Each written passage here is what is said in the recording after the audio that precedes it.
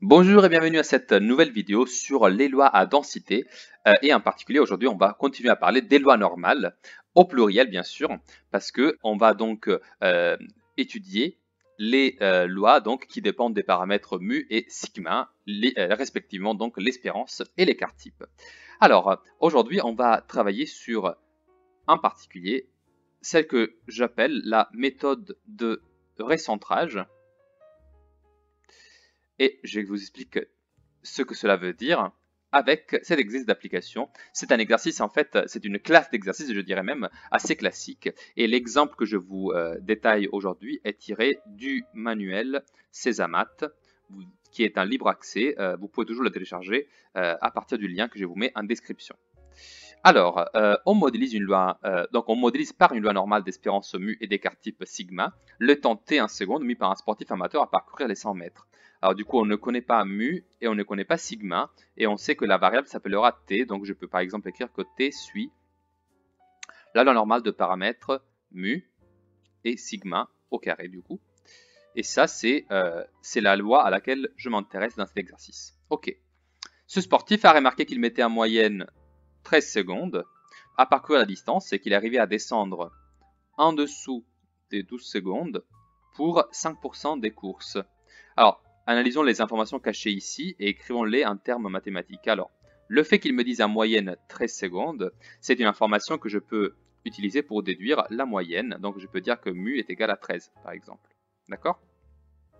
Ça, c'est en général un des deux facteurs, donc mu ou 13, ou mu ou sigma, en général, ils vous le donneront toujours dans l'exercice, d'accord? C'est l'autre qu'il faut toujours trouver, et en général, ce sera toujours l'écart type qu'on va devoir déterminer, et parce que justement, sigma, on n'a pas d'informations sur lui. Par contre, ce qu'on sait, c'est que la probabilité que t soit inférieur ou égal à 12, ça est égal à 0,05. Alors, qu'est-ce que je viens de dire ici? Regardez la phrase suivante.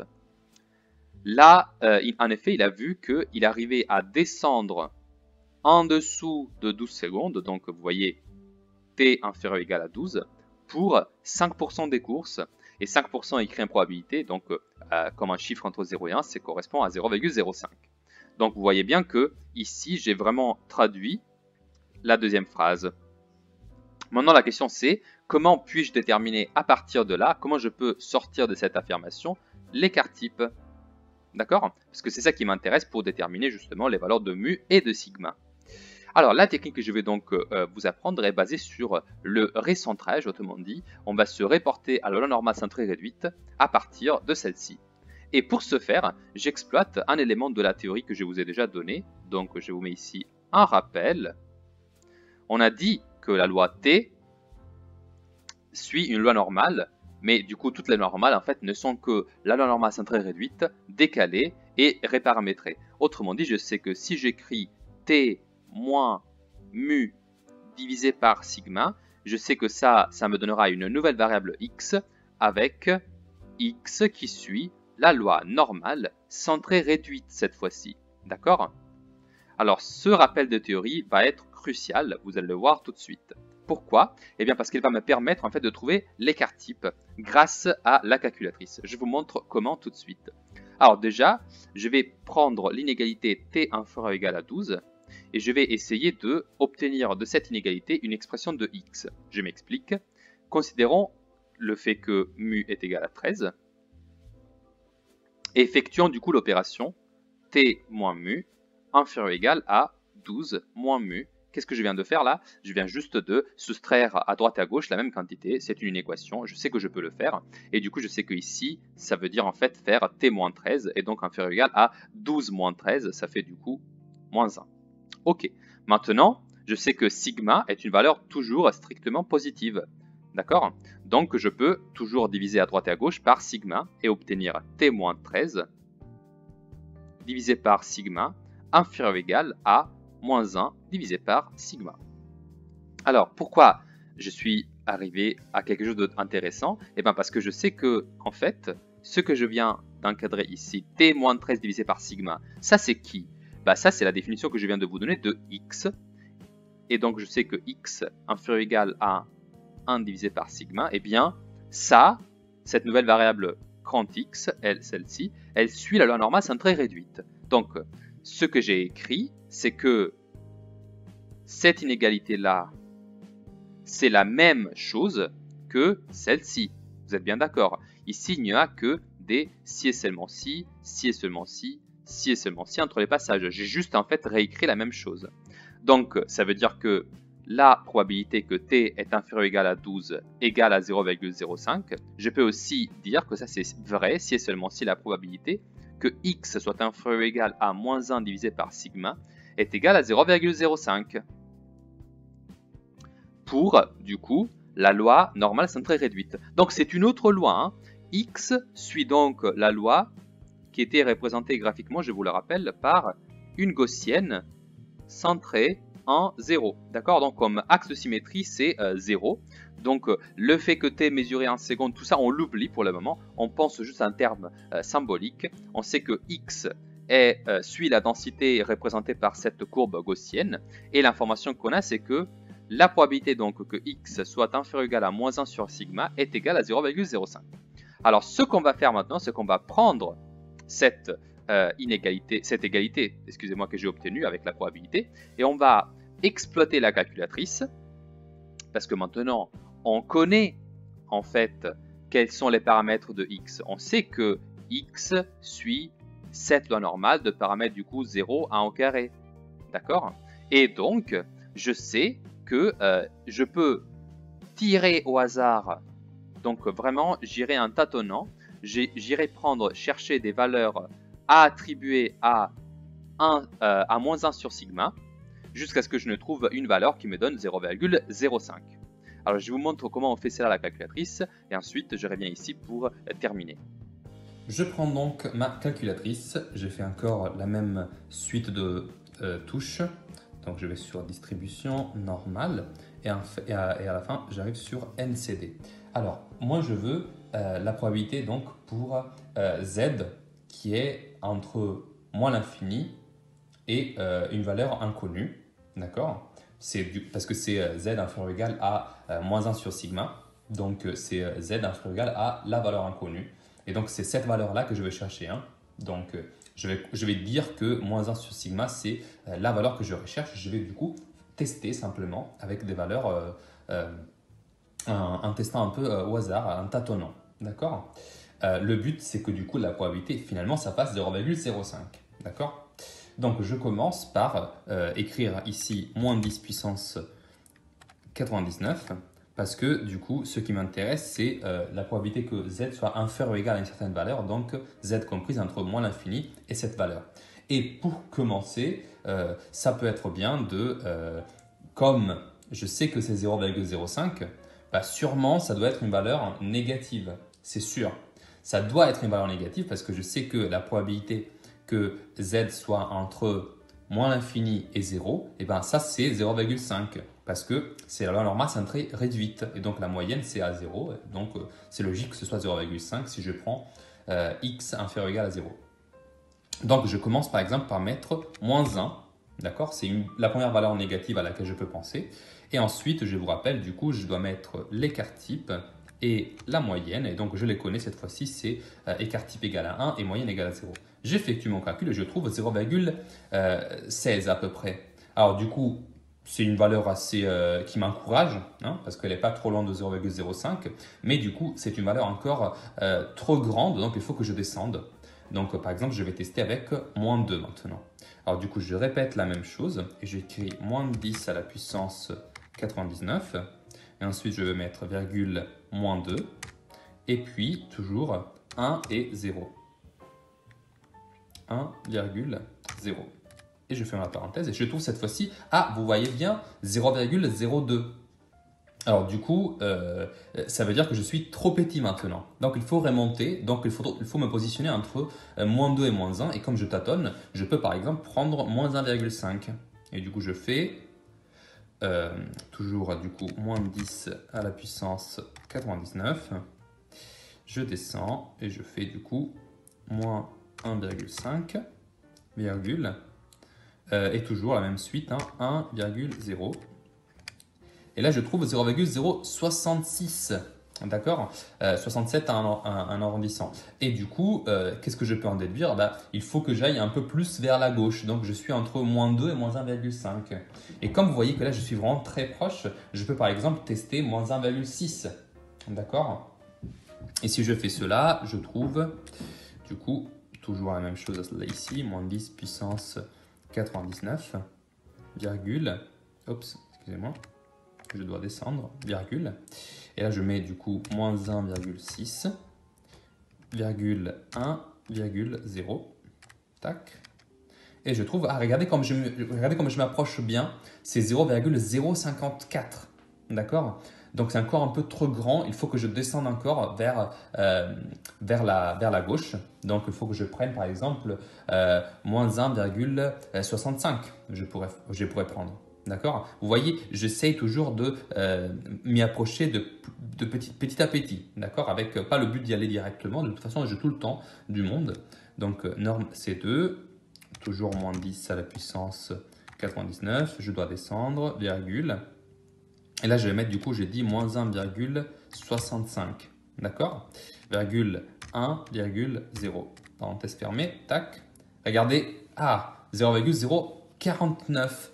Je suis vraiment très proche, mais j'ai été trop.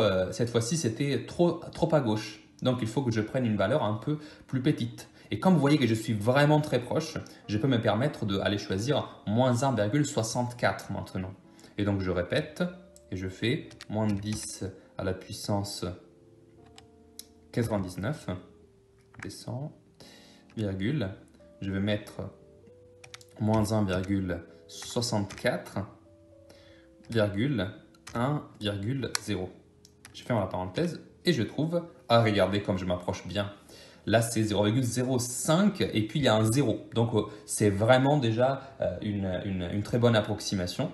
Alors je peux m'arrêter là, mais bien sûr vous pouvez continuer à l'approcher. Hein, vous pouvez vous arrêter. En général, cette précision elle est déjà assez importante. Éventuellement, dans le texte de l'exercice, il pourrait vous spécifier qu'il y a une certaine précision qu'il faut attendre, mais là, ça devrait déjà être suffisant. Donc, on a trouvé comme valeur moins 1,64. Bon, maintenant, donc, je sais que probabilité que x soit inférieur ou égal à moins 1,64 est approximativement égale à 0,05. Ça, c'est ce que j'ai trouvé grâce à ma calculatrice. Et maintenant, comment j'exploite cela? C'est très simple. Je sais que du coup, cette valeur, moins 1,64, ça correspond à cette valeur, moins 1 sur sigma. Et donc, laissez-moi déterminer quelle est la valeur de sigma. Je vais juste écrire moins 1,64 égale à moins 1 sur sigma.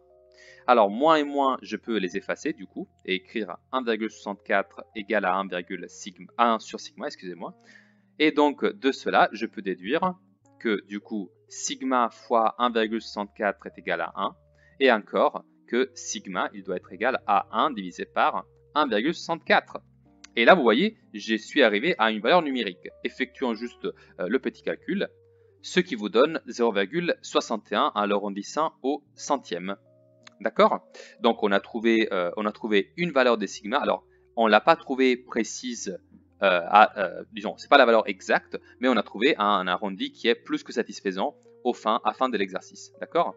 Et ça, ce sera le cas vraiment dans plusieurs. C'est vraiment une classe d'exercice celle-là. C'est un peu un exercice très classique. C'est toujours la même méthode cependant. D'accord? Donc vous pouvez toujours vous inspirer de ce que je viens de faire ici pour déterminer l'écart type sigma. Et vous voyez qu'en fait, c'était juste ça la question de l'exercice, hein, déterminer mu et sigma.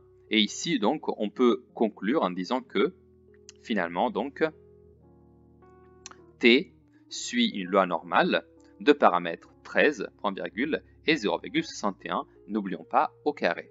D'accord? Donc ça peut être une très bonne fin de l'exercice.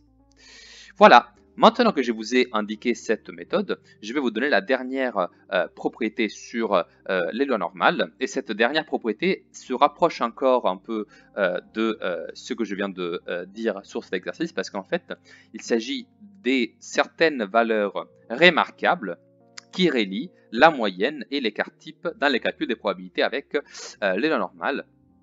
Je m'explique du coup. Je vais donner donc une propriété. propriété du coup. Alors, considérons du coup une loi normale. Donc, soit x qui suit la loi normale. On va prendre du coup les paramètres mu et sigma au carré. On l'écrit comme ça, donc écart type sigma et moyenne mu. On a alors des intervalles remarquables qui relient mu et sigma. Et en particulier, c'est les suivants. La probabilité que x soit comprise entre mu moins sigma et mu plus sigma, eh bien cette probabilité-là, elle est égale approximativement à 0,68, donc 68%. La probabilité que mu moins 2 fois sigma soit inférieur ou égal à x, inférieur ou égal à mu plus 2 fois sigma, cette fois-ci, elle est approximativement égale à 0,954. Donc on est déjà à 95% de probabilité. Et enfin, troisième, mu moins 3 sigma inférieur ou égal à x, inférieur ou égal à mu plus 3 sigma, eh bien ça, ce sera approximativement égal à 0,997. Autrement dit, c'est presque 100%, c'est 99,7%. Alors, pourquoi cela est intéressant? Alors, vous avez, je pense, compris la première fois que vous l'avez regardé. Quand on a une loi normale, donc ici, je fais une loi normale pas définie, donc je vais me mettre largement. Je prends ici mu, on ne sait pas lequel c'est. Je vais prendre ici, du coup, je me fais ma petite droite de symétrie, l'axe. Voilà. Et ensuite, je trace l'allure d'une gaussienne.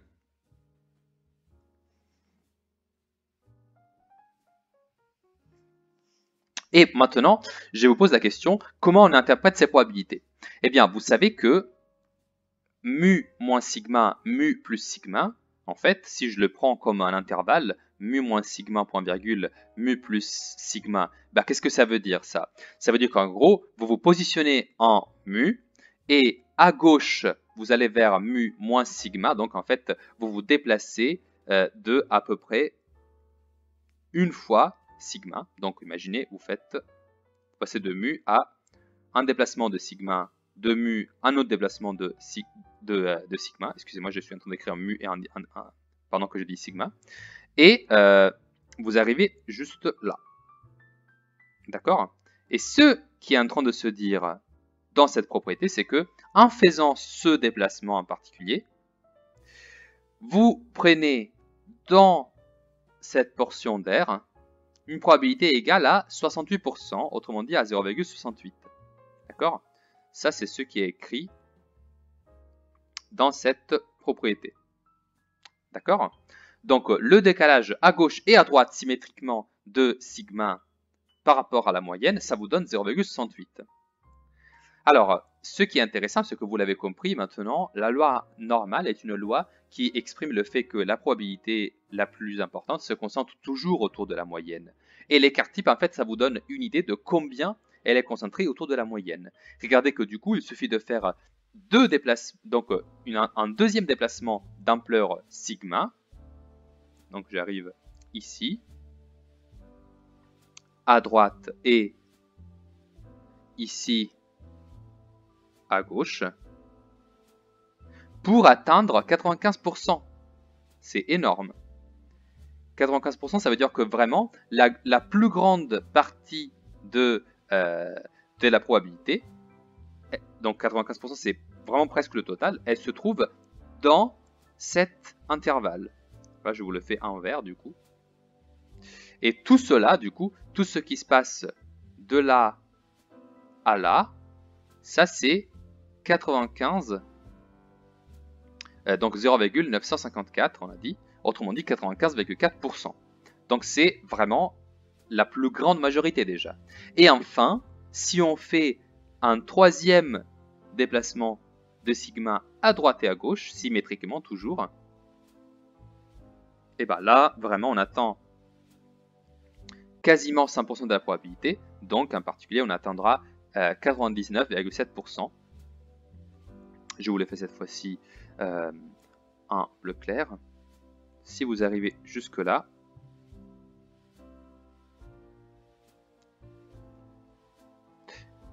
donc avec moins 3 sigma plus 3 sigma à partir de mu, et bien là, vous atteignez vraiment dans l'aire que je suis en train de indiquer ici, vous avez vraiment 0,997, c'est énorme, c'est 99,7% de la probabilité.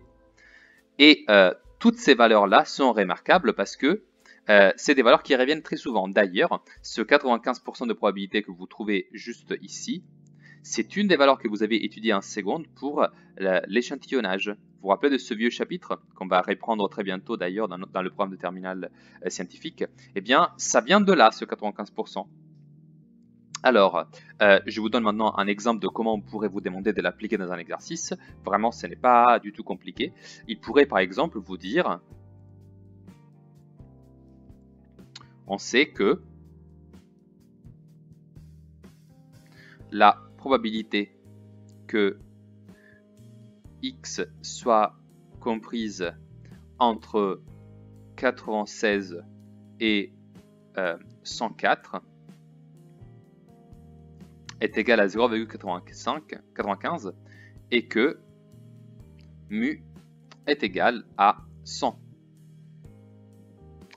Quelle est la valeur de sigma?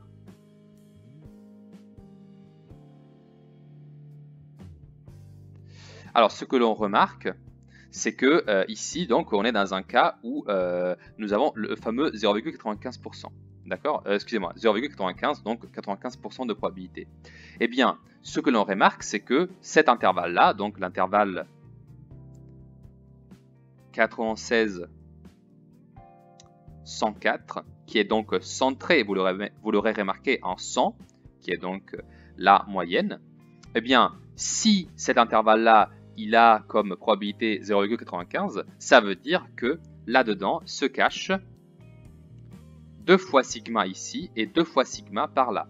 Donc je peux trouver quelle est cette valeur juste en regardant quelle est la distance entre 96 et 100, et entre 100 et 104, bah, c'est assez simple ici. Cette distance, elle est égale à 4. Et donc ça veut dire que sigma est égal à 2. J'espère que c'est assez clair. 4, c'est ça. Et donc, chaque répétition de sigma était égale à 2. Donc, on en déduit que sigma est égal à 2. Vous voyez donc que dans ce cours, on a à peu près utilisé 2 méthodes différentes. Une méthode, ce sont les intervalles remarquables, cette méthode-là. Donc, méthode des intervalles remarquables. Et l'autre, c'est le recentrage, donc par rapport à la loi normale centrée réduite. Mais ces deux méthodes-là nous permettent d'obtenir dans des exercices en fait la valeur de l'écart type à partir du coup d'une donnée sur la probabilité d'une certaine loi normale. Voilà, cela termine les cours d'aujourd'hui. Je vous remercie pour l'attention et je vous dis à bientôt pour une prochaine vidéo.